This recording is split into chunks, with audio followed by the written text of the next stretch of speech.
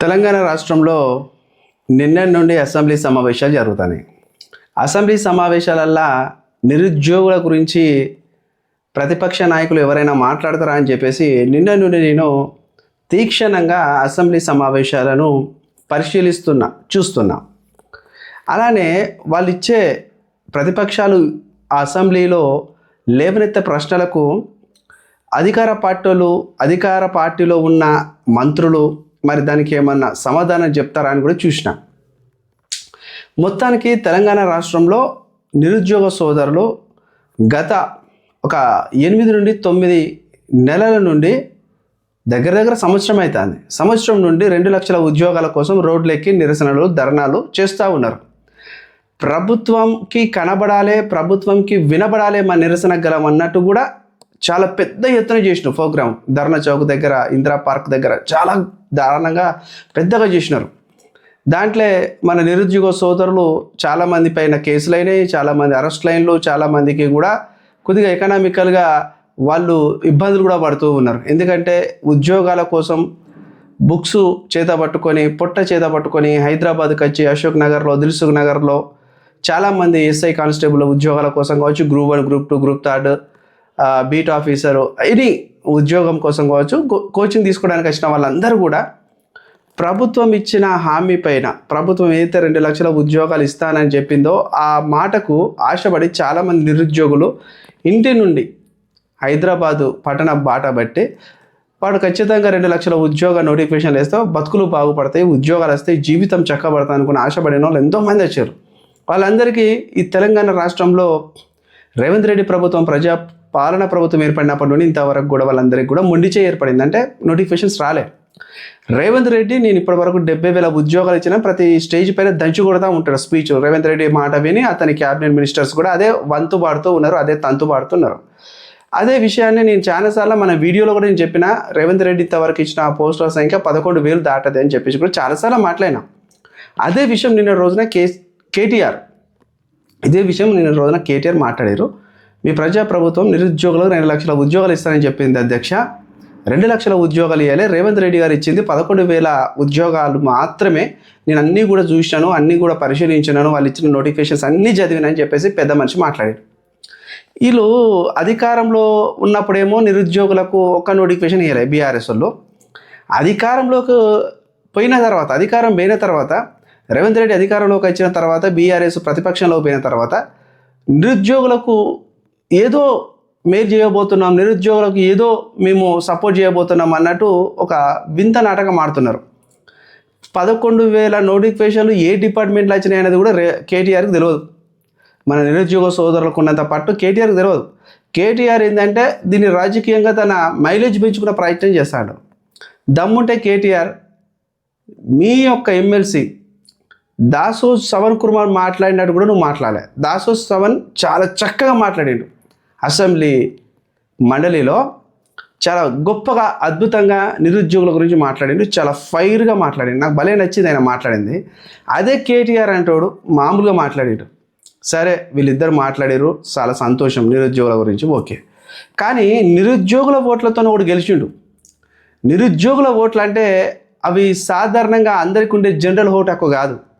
కేవలం degree pass అయిన graduates వేసే ఎమ్మెల్సీ ఎన్నికలల్లో ఓటేసే గ్రాడ్యుయేట్ ఓటుతో గెలిచినోడు ఈ వరంగల్, నల్గొండ, ఖమ్మం పట్టభద్ర నియోజకవర్గంలో గెలిచిన తీర్మర్ మల్లన్న అనేట ఆయనే గెలిస్తే, ఈ మల్లన్న శాసన మండలిలో నిరుద్యోగుల పక్షాన ఒక మాట మాట్లాడాలి కదా. 2 లక్షల ఉద్యోగాలు ఇస్తలేరు అధ్యక్ష, నేను ఖమ్మం, వరంగల్, నల్గొండ మరి గ్రాడ్యుయేట్ ఎమ్మెల్సీ గారిని రిప్రజెంటేటివ్గా ఉన్నా, వారి పక్షాన నేను మాట్లాడుతున్నా, వాళ్ళందరూ రోడ్లకి సంవత్సరంన్నర నుండి మరి మీ ప్రభుత్వం ఇస్తానన్న 2 లక్షల ఉద్యోగాల కోసం ఆశపడి రోడ్డెక్కి మాకు నోటిఫికేషన్లు ఇవ్వండి, మాకు ఉద్యోగాలు ఇవ్వండి అని వాళ్ళు ధర్నా చేస్తున్నారు, శాంతియుతంగా నిరసన ప్రదర్శన చేస్తున్నారు అని తీర్మార్ మల్లన్న మాట్లాడకుండా జర్నలిస్టుల కోసం మాట్లాడాడు. ఆ జర్నలిస్టులు కూడా ఎవరంటే మొన్న వెలుగుమట్లలో అక్కడ కొంతమందికి వెలుగుమట్లలో కొంతమంది 600 మందికి వాళ్ళు భూములు లాక్కున్నారు ప్రభుత్వం.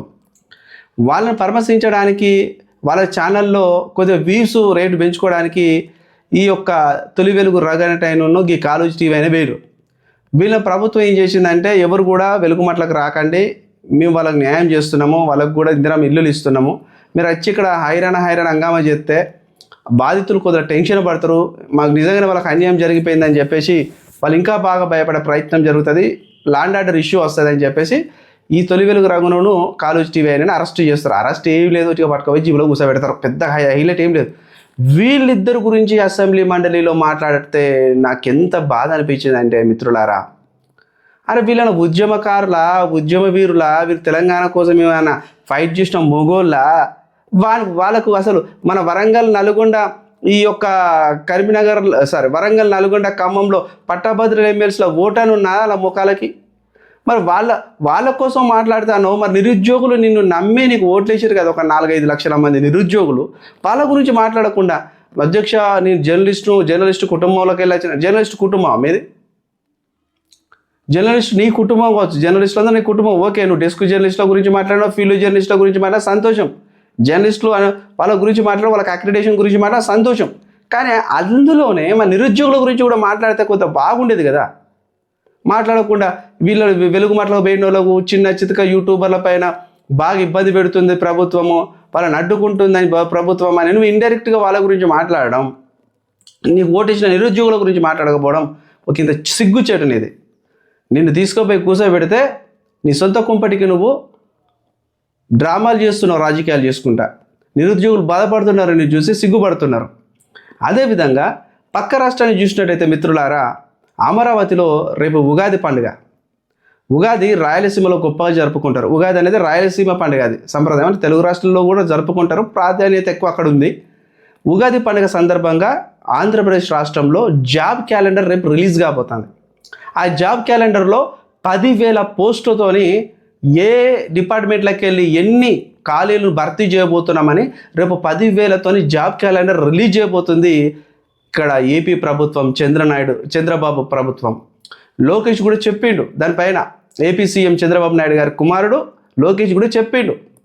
ఆ 10,000 పోస్టులల్లో ఒక 120 పోస్టులతోని గ్రూప్ 1 రాబోతుంది, ఒక 455-500తోని గ్రూప్ 2 రాబోతుంది, ఆడ డిఎస్సి మళ్ళీ రాబోతుంది. వివిధ డిపార్ట్మెంట్లలో మొత్తం కలిపితే వాళ్ళ జాబ్ క్యాలెండర్ ఫస్ట్ దాఫా, అంటే జాబ్ క్యాలెండర్ ఫస్ట్ ఏపీలో రేపటి రోజున లాంచ్ కాబోతుంది అఫీషియల్గా. అక్కడ ఉన్న సీఎం దాన్ని ప్రకటించబోతున్నాడు. వాళ్ళకి అక్కడ ఉగాది పెద్ద పండుగ, వాళ్ళకు మన కొత్త సంవత్సరం మాదిరిగా తెలుగు కొత్త సంవత్సరం అన్నమాట. వాళ్ళకు 10,000తోని జాబ్ క్యాలెండర్ రాబోతుంది. మనము 2.5 సంవత్సరాల నుండి తెలంగాణ రాష్ట్రంలో జాబ్ క్యాలెండర్ కోసం ఎదురు చూస్తే జాబులు ఇచ్చుడు కాదు కదా, క్యాలెండర్ పత్తలేదు, ఉత్తలేదు, అది ఉత్త క్యాలెండర్ అయిపోయింది. రేవంత్ రెడ్డి ఇకనైనా సోయి తెచ్చుకో, సోయి కొద్దిగా తెచ్చుకో, సోయి తెచ్చుకొని మాట్లాడు, సోయి తెచ్చుకొని ఆలోచించు, సోయి తెచ్చుకొని నిరుద్యోగులకు ఒక మేలు చేసి నీ జీవితాన్ని పుణ్యం చేసుకో. నిరుద్యోగులకు నువ్వేనా చేసామంటే నీ జన్మ సుకృతమైనట్టే. ఎందుకు నేను చెప్తున్నానంటే నువ్వే చాలాసార్లు చెప్పినావు, నిరుద్యోగుల ఓట్ల ద్వారానే మా ప్రభుత్వము అధికారంలోకి వచ్చిందన్ను. మరి అట్లా వాళ్ళ ఓట్ల ద్వారా నీ ప్రభుత్వం అధికారంలోకి వచ్చిందంటే నువ్వు నిరుద్యోగులకు ఎంత సేవ చేయాలి, నిరుద్యోగులకు నువ్వు ఎన్ని బెనిఫిట్స్ అంటే ఎన్ని నోటిఫికేషన్స్ ఇవ్వాలి, నిరుద్యోగులు ఎంతగా నువ్వు అభివృద్ధి చేయాలనేది గుర్తుపెట్టుకో. నిరుద్యోగుల గురించే మాట్లాడతలేరు అధికార పార్టీ వాళ్ళు. ప్రతిపక్షం ఉన్నోళ్ళు ఎందుకు మాట్లాడతారో అది మనకు తెలుసు. రానున్న భవిష్యత్ కాలంలో వాళ్ళ పార్టీలు మనుగడ సాధించాలంటే నిరుద్యోగుల ఓట్లు వాళ్ళ కీలకంగా మారబోతున్నాయి. 2 సంవత్సరాలలో మళ్ళీ మన తెలంగాణ రాష్ట్రంలో మళ్ళీ జనరల్ ఎలక్షన్స్ రాబోతున్నాయి. దాంట్లో మన నిరుద్యోగుల ఓట్లు అనేది కీలకంగా మారబోతుంది వాళ్ళ జయానికి అపజయానికి. సో ఇప్పటికెళ్ళే మనలందరినీ కూడా వాళ్ళు ఏం చేస్తున్నారు తెలుసా, మనం ప్రసన్నం చేసుకుంటున్నారన్నమాట. మనందరినీ వాళ్ళు ప్రసన్నం చేసుకొని అప్పటికి మన ఓట్లు మళ్ళీ ఇటు పోలరైజేషన్ చేస్తారు, బీఆర్ఎస్ సైడ్ ఇంకెట్ సైడ్ పోలరైజేషన్ చేయాలని ప్లాన్ చేస్తాను. కానీ ఒకసారి మోసపోతాం, కానీ పదే అయితే మోసపోరు కదా నిరుద్యోగ సోదరులు. సిగ్గు కనుక మీ ప్రభుత్వానికి ఉంటే తక్షణమే ఈ అసెంబ్లీ సెషన్లో ప్రకటించండి జాబ్ క్యాలెండర్. ఏ డిపార్ట్మెంట్లలో అన్నారు కదా మొన్నటి వరకు 30,000 ఖాళీలు ఉన్నాయి, 40,000 ఖాళీలు ఉన్నాయి అన్నారు కదా, ప్రకటించుకోండి. 30,000 ఖాళీలు ఇన్నున్నాయి, జాబ్ క్యాలెండర్ ఇవ్వబోతున్నాం అని చెప్పేసి మాట్లాడండి. అరే మా ఓట్ల ద్వారా మీరు గెలిచి మీరు సీట్లలో కూర్చొని అఫీషియల్గా లగ్జరీ లైఫ్ అనుభవించుకుంటూ బెంజ్ కార్లల్లో, యాడి కార్లల్లో, ఫార్చునర్ల, ఏసీలల్లో, కీసీలలో కూర్చొని నిరుద్యోగులను ఆదమరుస్తున్నారే. నిరుద్యోగులను అసలు కనీసం వాళ్ళు చేస్తున్నారు, ఎందుకు ధారణ చేస్తున్నారు? అశోక్ నగర్లో, దిల్సుఖ్ నగర్లో, చిక్కడపల్లి లైబ్రరీ సెంటర్ దగ్గర వాళ్ళ నిరసన కార్యక్రమాలు ఏంది అని చెప్పేసి రేవంత్ రెడ్డి గారు, నీ చేతిలో ఒక ఇంటెలిజెన్స్ అవుతుంది కదా, ఐబీ తెచ్చుకోండి, నీ ఇంటెలిజెన్స్ ద్వారా రిపోర్ట్ తెచ్చుకోండి, అడగండి. బట్టి విక్రమార్క గారు అయితే నిజంగా డిప్యూటీ సీఎం గుండె అయిన వేస్ట్, ఫైనాన్స్ మినిస్టర్ గుండె అయిన వేస్ట్. మరి ఆయన కూడా కనీసం మాట్లాడతలేడే. దుద్దిల శ్రీధర్ బాబు మాట్లాడతలేరు, పొన్నం ప్రభాకర్ మాట్లాడతలేరు. కేవలం ప్రతిపక్షంలో ఉన్న ఒక దాసో శ్రవణ్ కుమార్ సూపర్గా మాట్లాడిండు నిరుద్యోగుల కోసం, నిరుద్యోగుల గురించి కూడా. ఈ రాహుల్ గాంధీ వచ్చినారు, రాహుల్ గాంధీ ఇట్లా మాట్లాడినారు, ఇట్లా హామీ ఇచ్చినారు. కేటీఆర్ కూడా అన్నారు అనుకో. కేటీఆర్ మాట్లాడితే అది ఎట్లుంటుంది అంటే దయ్యాలు వేదాలు వాళ్ళు ఇచ్చినట్టు ఉంటాయి. కేటీఆర్ మాట్లాడితే దయ్యాలు వేదాలు వాళ్ళు ఇచ్చినట్టు ఎందుకు ఉంటాయంటే వాళ్ళ అయ్యే పెద్ద దయ్యం, తర్వాత ఈయన చిన్న దయ్యం. ఎందుకంటే వాళ్ళ వల్ల ఒక జనరేషన్ ఆగమైపోయింది, జనరేషన్ దెబ్బతినేది. నిరుద్యోగులు ఎంతోమంది వాళ్ళ ఏజ్ బారైపోయింది, ఏజ్ క్రాస్ అయిపోయింది వాళ్ళు చేపట్టి. వాళ్ళ అధికారంలో ఉన్నప్పుడు పట నోటిఫికేషన్స్ ఇస్తే ఈ గతి ఉండకపోతుండేగా. ఒక 50 నుంచి 70 వేల మంది ఫటక్కున ఎగిరిపోతుండే ఉద్యోగాలల్లా. వాళ్ళు ఇవ్వకపోవడం వల్లే కదా ఈ రేవంత్ రెడ్డి వరకు దాపరం ఇచ్చేది. ఈ దరిద్రం, నిరుద్యోగం అనే దరిద్రం. మళ్ళీ చెప్తున్నా నిరుద్యోగ సోదరులారా, మీరు అసెంబ్లీ సెషన్స్ అయిపోయేంత వరకు గమనించండి. ఎవడు నిరుద్యోగుల పక్షాన మాట్లాడుతున్నాడు, ఎవడు మాట్లాడతలేడు, ఎవరికి కర్రు కాల్చి వాత పెట్టాలనేది మీరు గమనించండి. ఖచ్చితంగా వాత పడుతుంది వాళ్ళందరికీ నిరుద్యోగుల తరపున వాళ్ళకి పెద్ద వాత పడుతుంది రానున్న జనరల్ ఎలక్షన్ టైంలో. మీరు చూడండి మిత్రులారా. నా వీడియో మీకు నచ్చినట్లయితే లైక్ చేయండి, కామెంట్ చేయండి, సబ్స్క్రైబ్ చేయండి. మీ అభిప్రాయాన్ని కామెంట్ ద్వారా తెలియజేయండి. నేను నిత్యం నిరుద్యోగుల కోసమే ఈ ఛానల్లో మాట్లాడుతూ ఉంటాను. మీరు చూడండి, నిరుద్యోగులను ప్రతి ఒక్కరు మోసం చేస్తున్నారు. నిరుద్యోగులు మోసం చేసిన ప్రభుత్వాలు మనగడ సాధించలేదని కొన్ని కోట్ల సార్లు చెప్పిన. అన్నిట్లేం చెప్తాడు, వాళ్ళు మంచిగా ఉంటారు కానీ మీరు అనుకుంటున్నారు. No problem brother. ఈరోజు వాళ్ళు హ్యాపీగా ఉన్న, నెక్స్ట్ రోజు వాళ్ళు పరాజయం మూట కట్టుకుంటారు. మీరు చూడండి జనరల్ ఎలక్షన్స్ వరకు అదే జరగబోతుంది. చూడండి నిరుద్యోగులారా, మీరందరూ కూడా మళ్ళీ చెప్తున్నా, మీరు అందరూ కూడా రాజకీయాన్ని గమనించండి. ఎవడు మన సైడ్ ఉన్నాడు, ఎవడు మన సైడ్ లేడు అనే ఒక రాజకీయాన్ని మీరు గమనించండి. వీడియో నచ్చినైతే లైక్ చేయండి, కామెంట్ చేయండి, సబ్స్క్రైబ్ చేయడం మాత్రం మర్చిపోకండి. చూద్దాం అసెంబ్లీ సెషన్స్లో ఇంకా మనకేమన్నా గట్టిగా నిరుద్యోగులకు శుభవార్త వస్తుందా రాదా అనేది గమనిద్దాం.